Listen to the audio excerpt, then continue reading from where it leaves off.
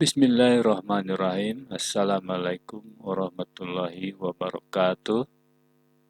Pemirsa, ada seorang ustadz mengunggah sebuah video di mana dengan tayangannya tersebut dimaksudkan untuk sebagai sarana diskusi lah begitu, karena unggahan video itu pun merupakan sanggahan terhadap ustadz yang lainnya dalam membahas hukum membaca Al-Quran di kuburan. Nah, dengan demikian, saya buat video ini untuk seolah-olah ikut nimbrung berdiskusi, begitu, untuk menengahi kedua pendapat yang berbeda tersebut. Untuk itu, mari kita saksikan videonya. Assalamualaikum warahmatullahi wabarakatuh. Teman-teman sekalian dimanapun kamu berada, Alhamdulillahirrabbilalamin. Pada kesempatan kali ini berjumpa kembali dalam kesempatan yang mulia ini. Di kesempatan ini kita akan membahas atau membicarakan atau berdiskusi atau semacam reaction ya, tentang salah satu video yang sebetulnya nggak tahu dari siapa, tiba-tiba dikirim ke saya dan minta untuk direspon seperti itu. Berikut videonya. Waalaikumsalam. Ustadz mau tanya, bolehkah mengaji di depan kuburan? Apalagi kalau ada keluarga yang meninggal, ada beberapa orang yang khatam Quran 3 hari atau 7 hari mengaji di kuburan. Apa hukumnya Ustadz? Nah, Nabi SAW dalam hadis yang sahih dalam Sahih Muslim dari Abu Hurairah radhiyallahu an, beliau SAW bersabda, "La taj'alu buyutakum maqabir, fa inna syaitana yafirru minal bait alladhi tuqra'u fihi suratul Baqarah." Jangan kamu jadikan rumah kalian sebagai kuburan. Jangan kamu jadikan rumah kalian sebagai kuburan, karena setan lari dari rumah yang di dalamnya dibacakan surat Al-Baqarah. Artinya menurut Nabi SAW, rumah yang tidak dibacakan Al-Quran seperti kuburan. Rumah yang tidak dibacai Quran seperti kuburan. Supaya rumah itu tidak seperti kuburan, bacai Al-Quran di dalamnya. Artinya menurut Nabi SAW, kuburan itu tempat baca Quran atau tidak? Oh, iya. Paham ya? Tadi saya tidak tahu itu yang bikin video siapa, dua orang yang di dalam video itu saya juga tidak kenal. Tetapi memang pertama yang ingin saya sampaikan, Ustadz tadi di video tersebut membawakan hadis Imam Muslim yang kalau kita lihat tadi yang dibacakan Ustadz tersebut adalah hadis Al-Imam Muslim. Teman-teman bisa lihat ada di nomor hadis 780. Sayyidina Qutaibah bin Sa'id, hadisnya diriwayatkan oleh Qutaibah bin Sa'id haddatsana Ya'qub, yaitu wa huwa ibnu Abdurrahman Al-Qari an Suhail an Abihi an Abi Hurairah. Rawi langsungnya adalah Sayyidina Abu Hurairah. Beliau mengatakan anna Rasulullah sallallahu alaihi wasallam, bahwasanya Rasulullah bersabda, la taj'alu buyutakum maqabir. Jangan kalian jadikan rumah-rumah kalian seperti kuburan. Inna syaitana, karena sungguh syaitan ini berlari atau tidak betah minal baitil ladzi, dari rumah yang tuqra'u fihi suratul Baqarah, yang di dalamnya dibacakan surat Al-Baqarah. Hadis ini sahih, ada di riwayat Muslim. Tetapi teman-teman, yang menarik kalau kita melihat penjelasan dari hadis ini, kalau kita cek, teman-teman bisa lihat ini kitab Sahih Muslim ada di juz 3.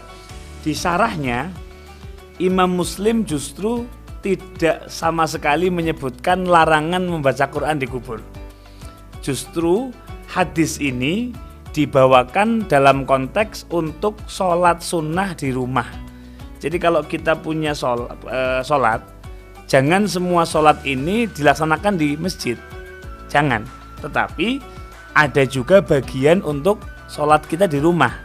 Kenapa? Supaya rumah kita tidak kayak kuburan. Gimana? Tidak ada yang sholat di situ, hanya digunakan untuk tidur, tidak ada kehidupan untuk beribadah, layaknya di kuburan. Jadi Imam Muslim dan juga Al-Imam Nawawi dalam Syarah Muslim ya, memasukkan hadis ini dalam bab kesunahan sholat sunnah di rumah. Sama sekali tidak membahas menjadikan kubur untuk dilarang membaca Quran di kuburan. Jadi hati-hati. Kalau Anda menafsiri seperti itu, na'udzubillah, jangan-jangan Anda berbohong atas nama Nabi. Dan ini ancamannya sangat serius. Man kadzaba alayya falyatabawa maq'adahu minan nar. Barang siapa yang berbohong atas namaku, berkata tentang sesuatu tidak sesuai apa yang aku tujukan, maka falyatabawa maq'adahu minan nar. Anda menyimpulkan seperti itu dari mana? Ulama siapa? Karena Imam Muslim sendiri, Imam Nawawi sendiri dalam Sahih beliau justru mengkategorikan hadis ini bukan larangan untuk ngaji di kuburan, tetapi justru untuk menganjurkan banyak sholat sunnah ada di rumah. Nah, pemirsa, saya penggal dulu sampai di sini. Dan saya menanggapi dalam hal ini, di mana hadis tersebut saya setuju dengan paparan Ustadz dengan baju putih.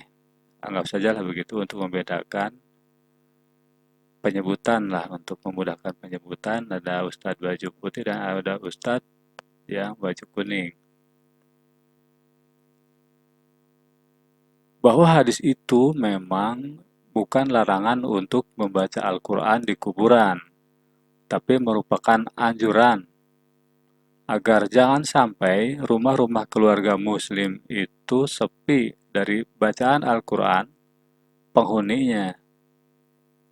Jadi jangan sampai sepi, tidak ada penghuni yang membaca Al-Quran.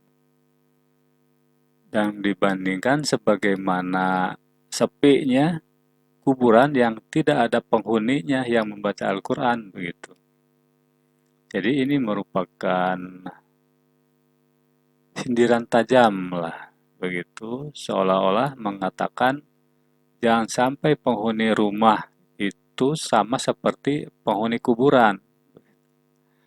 Penghuni kuburan kan mayat begitu, sehingga tidak baca Al-Quran. Nah, sekarang orang muslim hidup masa nggak baca Quran juga di rumah begitu, itu maksudnya, seolah-olah. Wallahu a'lam bishawab. Jadi kalau kata-kata Nabi itu kelihatan lah, kata-kata Nabi SAW itu sindirannya keras, tajam, tapi tidak terasa begitu.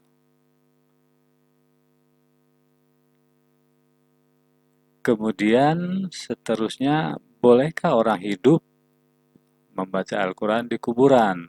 Begitu. Tadi dikatakan bahwa sepi di kuburan tidak yang membaca karena memang penghuninya adalah orang mati begitu.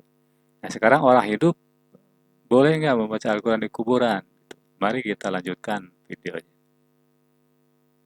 Ziarah kubur sunnah. Namun silahkan Anda lihat semua hadis Nabi SAW tentang ziarah kubur. Kapan beliau sekali saja ketika ziarah kubur, entah itu ke kubur syuhada Uhud misalnya, atau ke Baqi, ya, atau ke yang lainnya, beliau SAW membaca salah satu ayat atau surat dalam Al-Quran. Tidak pernah terjadi. Beliau SAW tidak membaca Al-Fatihah, beliau SAW tidak membaca Al-Ikhlas, Al-Falaq, An-Nas, beliau SAW tidak membaca surat-surat yang lain. Saya menemukan satu hadis yang cukup menarik, dan hadis ini oleh Al-Imam Ibnu Hajar Al-Asqalani dinyatakan sebagai hadis hasan, hadis yang bisa kita gunakan, bukan hadis dhaif. Yaitu satu hadis dalam Al-Imam Al-Baihaqi, kitab beliau Syu'abul Iman, atau Al-Imam Tabrani dalam kitab Al-Mu'jamul Kabir. Kalau di Mu'jamul Kabir nomor hadisnya di 13.613, kalau di Syu'abul Iman nomor hadisnya ada di 9.294. Ini menarik sekali karena justru membantah semua statement yang disampaikan bahwa Nabi tidak pernah menganjurkan ngaji di kuburan, bahwa tidak ada perintah, tidak ada contoh. Kenapa? Saya bacakan hadisnya. An Ibnu Umar radhiyallahu anhuma, dari Sayyidina Abdullah bin Umar. Beliau mengatakan, sami'tu Rasulullah yaqul, saya pernah mendengarkan Nabi Muhammad bersabda, idza mata ahadukum, kalau salah seorang di antara kalian meninggal, fala tahbisuh, jangan ditahan terlalu lama, wa asri'u bihi ila qabri, segerakanlah untuk diantar ke kuburan. segeralah untuk diantar ke kuburan. Ini menunjukkan bahwasanya kalau ada orang meninggal jangan lama-lama disemayamkan, tapi segera untuk disucikan, dikafani, disolati, segerakan dikubur. Apa kata Nabi? Wal yaqra inda ra'sihi bi Fatihatil Kitab. Perhatikan baik-baik. Maka bacakanlah di kepalanya mayit tersebut, di kuburnya si mayit, bi Fatihatil Kitab, membaca suratul Fatihah, wa inda rijlaihi, dan di kakinya si mayit di kuburannya nanti bi khatimati suratil Baqarah fi qabrih. Jadi kalau kita mengantarkan jenazah ke kuburan, setelah selesai di kepalanya kita bacakan Fatihah, di kakinya kita bacakan surat Al-Baqarah, ayat-ayat terakhir. Apa kata Al-Imam Ibnu Hajar dalam syarah beliau, Al-Imam Ibnu Hajar Al-Asqalani yang kita kenal sebagai ulama ahli hadis. Beliau menampilkan hadis ini di Sahihul Bukhari dan beliau mengomentari bahwasanya hadis ini riwayatnya adalah hasan. Hadis ini riwayatnya adalah hasan. Teman-teman bisa melihat ada di halaman 257. Kalau di kitab saya ada di juz 3. Tentang hadis tadi, tentang sunnah untuk membaca Al-Fatihah di kepalanya mayit, membaca Al-Baqarah di kakinya mayit, itu hadis tersebut oleh Al-Imam Ibnu Hajar Al-Asqalani dikatakan sebagai hadisun hasan, bi isnadin hasan. Ini hadisnya hadis hasan, berarti masih boleh diamalkan. Baiklah, anggap saja hadis yang dibacakan oleh Ustadz Baju Putih itu hasan. Berarti itu bisa jadi rujukan. Sementara saya tidak tahu Ustadz Baju Kuning menganggap hadis itu palsu atau doib atau apa. Yang menjadi masalah, Ustadz Baju Putih tidak memberikan penjelasan, tidak membacakan penjelasan apa maksud dan tujuan Rasulullah SAW membacakan Al-Fatihah di sisi kepala mayat dan membacakan Al-Baqarah ayat akhir di sisi kakinya. Saya tidak tahu apakah di kitabnya Ustadz Baju Putih itu ada penjelasannya atau tidak. Yang jelas, jika kita ingin mengikuti sunnah Rasulullah SAW dengan benar, maka harus diupayakan kita tahu apa maksud dan tujuannya yang Nabi SAW anjurkan, karena manfaatnya ada di balik maksud dan tujuannya itu. Catatlah itu. Jika tidak tahu maksud dan tujuannya, maka sangat mungkin apa yang kita lakukan, niat, maksud dan tujuannya salah, yang berarti sesat. Begitu. Kalau kesesatan seperti itu, salah maksud dan tujuan, ya itulah bid'ah. Jadi rumit lah begitu. Nah, untuk mengetahui maksud dan tujuannya, untuk apa Nabi SAW menganjurkan suatu hal, itu bisa dipahami dengan mengamati kata-kata apa yang harus diucapkan. Dimintakan membacakan Al-Fatihah, maka maksud dan tujuannya jelas.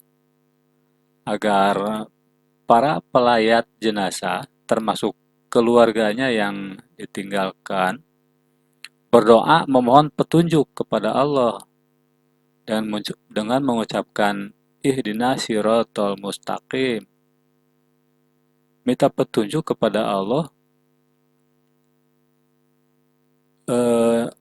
dari mulai perilaku apa yang harus dilakukan keluarga jenazah dan tetangga sepeninggalnya jenazah itu,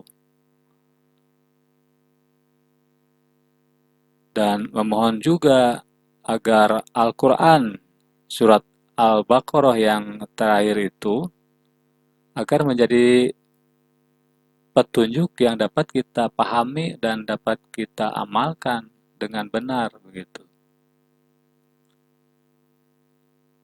Jadi karena akan dibacakan Al-Quran maka dibacakan dulu Al-Fatihah, persis sebagaimana biasa dilakukan dalam sholat begitu.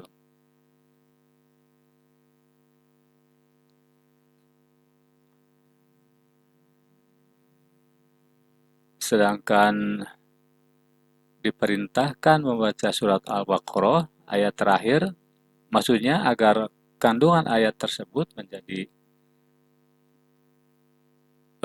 pelajaran, menjadi pemahaman begitu. Coba kita perhatikan ayatnya. Jadi surat Al-Baqarah ayat terakhir itu begini. La yukallifullahu nafsan illa wus'aha laha ma kasabat wa 'alaiha ma kasabat. Ditafsirkan begini, Allah tidak membebani seseorang melainkan sesuai dengan kesanggupannya. Ia mendapat pahala dari kebajikan yang diusahakannya dan ia mendapat siksa dari kejahatan yang dikerjakannya. Nah, ketika kita sedang berkumpul di makam, di pekuburan, misalnya begitu, kemudian ada pelayat, ada yang membaca ini, ketika dikatakan ia mendapatkan pahala, ia itu menunjuk kepada siapa? Ia itu menunjuk kepada mayat. Ia mendapat pahala dari kebajikannya yang diusahakannya dan ia mendapatkan siksa dari kejahatan yang dikerjakannya. Ini ada yang menafsirkan seperti ini. Jadi ini keterangan untuk mayat kalau begitu.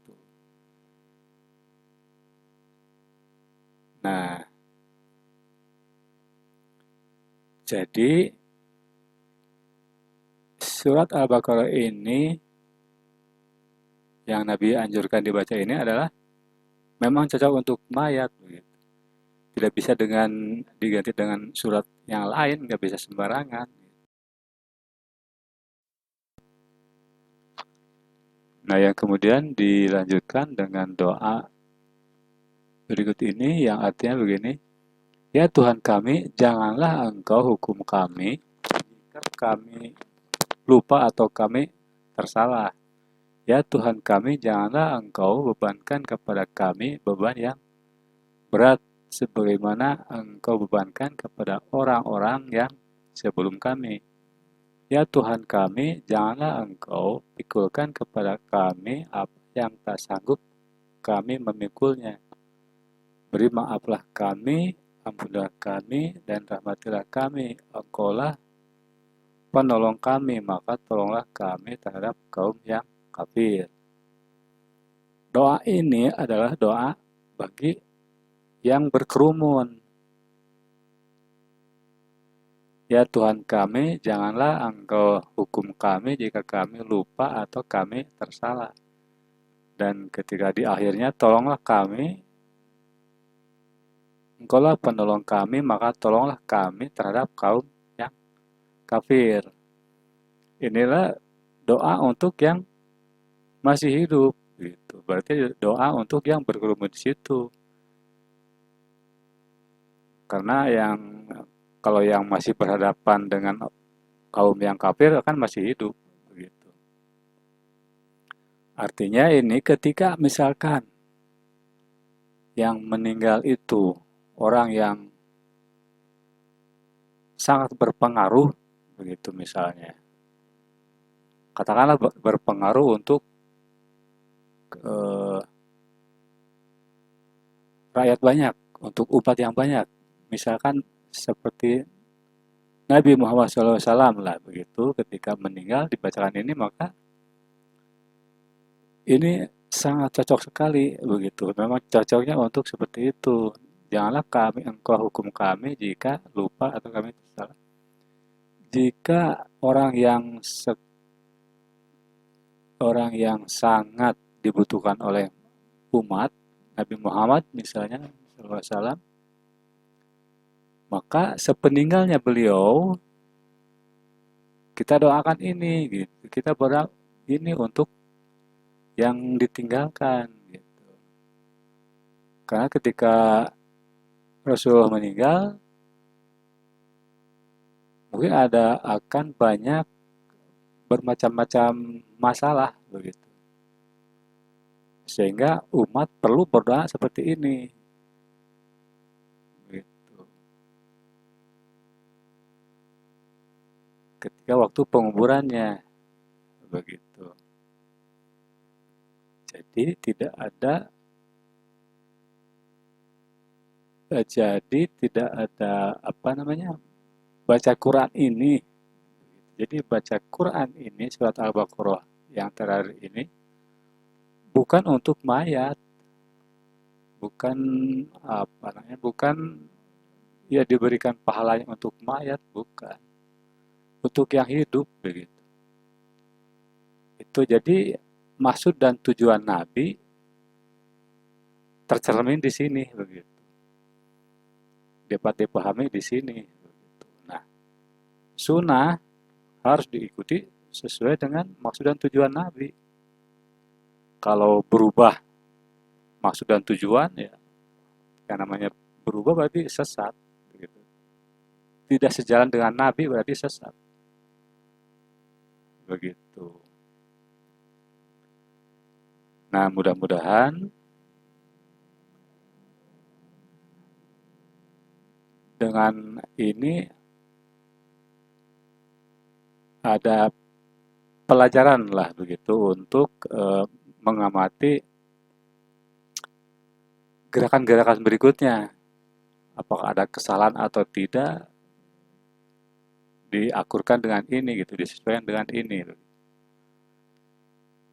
Gitu. Jadi kalau udah melakukan sesuatu yang Nabi nggak contoh, nah berarti ente ngikut siapa kan begitu? Nah, dan melakukan sesuatu ibadah yang tidak dilakukan oleh Nabi itu merubah sunnah beliau. Ya, sunnah Rasulullah SAW ketika ziarah kubur adalah tidak baca Quran. Kita malah baca Quran, malah kita meninggalkan sunnah yang biasa beliau lakukan. Betul. Tidak baca Quran. Itu sunnah beliau. Nah, menyelisihi sunnah beliau. Dan menariknya lagi teman-teman sekalian, padahal kalau kita melacak kitab-kitab terdahulu, misal di riwayat Al-Imam Abdur Razzaq ada di nomor 6043 atau Musnad Al-Imam Ibn Abi Syaibah ada di nomor hadis 10.882. Qala Umar, Sayyidina Umar berkata, "Uhduru amwatakum." Hadirlah kalau ada orang meninggal di antara kalian. Ini kata Sayyidina Umar. Wa alzimuhum la ilaha illallah.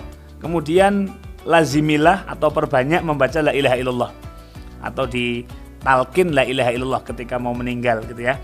Wa aghmidu a'yunahum, matanya setelah meninggal langsung ditutup. Waqra'u indahumul Qur'an, bacakanlah di depan si mayit itu ayat-ayat Al-Qur'an.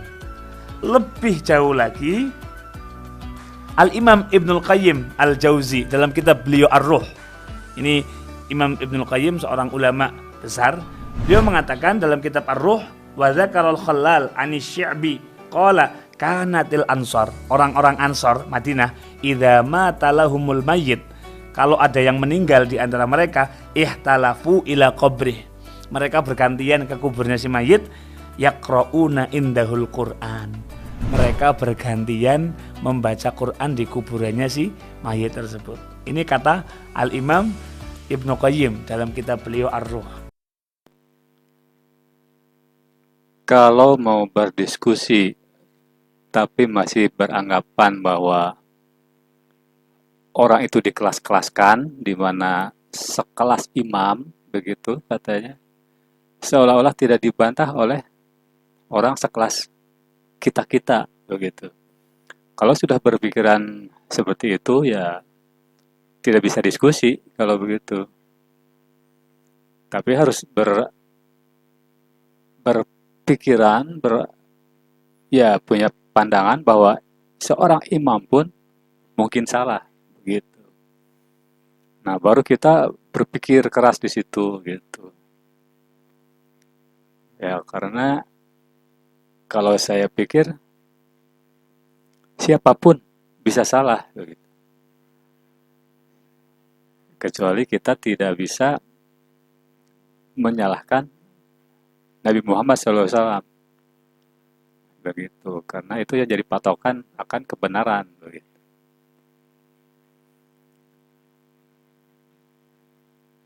Jadi begitu. Kalau mau mencari kebenaran ya harus direlakan seandainya imam itu dipersalahkan, begitu. Dan kita pikir pendapatnya apakah memang benar, begitu. Jadi kalau tidak rela untuk dipersalahkan, ya mungkin seharusnya orang itu berdiskusi langsung dengan imam-imam itu langsung, begitu. Dan kalau berdiskusi sama imam langsung dengan imam langsung, ya siapa tahu imam juga menerima kesalahan, begitu. Wallahu alam. Nah, jadi mengenai keterangan-keterangan imam itu tidak disebutkan mengambil dari hadis mana, begitu. Seandainya pendapat itu diambil, disandarkan kepada hadis yang mengatakan bacakan Al-Fatihah di sisi kepalanya dan bacakan surat Al-Baqarah ayat terakhir di sisi kakinya, sudah saya bilang tadi bahwa bacaan Quran itu tidak bisa diganti dengan Al-Quran yang lain. Kalau maksud dan tujuannya seperti maksud dan tujuan Nabi Sallallahu Alaihi Wasallam. Nah, kecuali ada maksud lain, begitu. Kalau maksud lain harus ada rambu-rambunya juga, yaitu rambu-rambunya ini, misalkan kirim-kirim pahalanya, gitu. Nah, harus disesuaikan dengan ini kan harus jadi petunjuk ini. Tadi berdoanya Al-Fatihah harus ini jadi petunjuk. Gitu. Dengan dibacakannya Al-Fatihah diharapkan bahwa ini menjadi petunjuk, begitu. Al-Baqarah terakhir ini, di mana di sini dikatakan Al-Baqarah itu Allah tidak membebani seseorang, melainkan sesuai dengan kesanggupannya. Iya, ini mayat ini mendapat pahala dari kebajikan yang diusahakannya, dan ia mendapat siksa dari kejahatan yang dikerjakannya. Kalau orang memberi pahala, tertolak sama ini, bertentangan, begitu. Kecuali kalau minta diampuni, kalau mohon diampuni dosa-dosanya, begitu. Itu sudah ada contohnya dari Nabi SAW. Juga itu kalau kirim-kirim pahala bertentangan juga dengan hadis riwayat Muslim ini. Jika seseorang meninggal dunia, maka terputuslah amalannya kecuali 3 perkara, yaitu sedekah jariah, ilmu yang dimanfaatkan, atau doa anak yang soleh.